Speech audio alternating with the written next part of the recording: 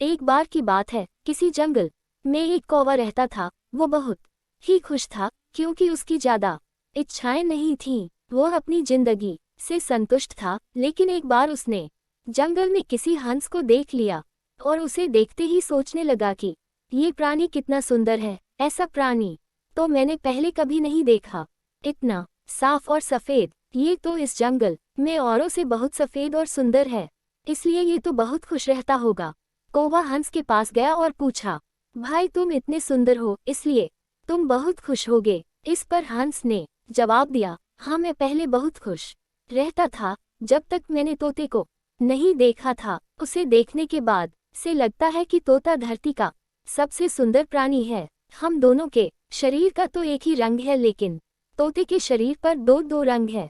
उसके गले में लाल रंग का घेरा और वो सूर्ख हरे रंग का था। सच में वो बेहद खूबसूरत था।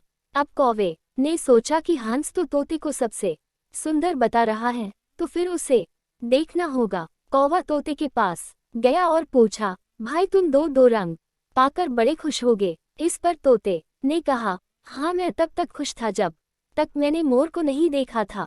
मेरे पास तो दो ही रंग है, लेकिन मोर के शरीर पर तो कई तरह के रंग हैं। अब कौवे ने सोचा, सबसे ज्यादा खुश कौन है ये तो मैं पता करके ही रहूंगा, इसलिए अब मोर से मिलना ही पड़ेगा। कौवे ने मोर को जंगल में ढूंढा, लेकिन उसे पूरे जंगल में एक भी मोर नहीं मिला। और मोर को ढूंढते ढूंढते वह चिड़ियाघर में पहुंच गया तो देखा मोर को देखने बहुत से लोग आए हुए हैं और उसके आसपास अच्छी खासी भीड़ है। सब लोगों के जाने के बाद कौवे ने मोर से पूछा, भाई तुम दुनिया के सबसे सुंदर जीव हो और रंग बिरंगे हो। तुम्हारे साथ लोग फोटो खिंचवा रहे थे, तुम्हें तो बहुत अच्छा लगता होगा और तुम तो दुनिया के सबसे खुश जीव होगे। इस पर मोर ने दुखी होते हुए कहा, भाई अगर सुंदर हूं तो भी क्या फर्क पड़ता है, मुझे लोग इस चिड़ियाघर में कैद करके रखते हैं, लेकिन तुम्हें तो कोई चिड़ियाघर में कैद करके नहीं रखता और तुम जहां चाहो अपनी मर्जी से घूम फिर सकते हो।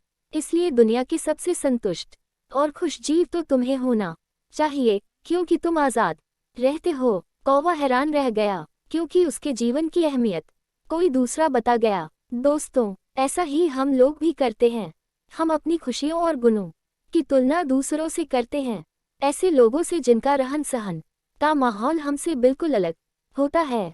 हमारी जिंदगी में बहुत सारी ऐसी चीजें होती हैं जो केवल हमारे पास हैं, लेकिन हम उसकी अहमियत समझकर खुश नहीं होते। लेकिन दूसरों की छोटी खुशी भी हमें बड़ी लगती है, जबकि हम अपनी बड़ी खुशियों को इग्नोर कर देते हैं।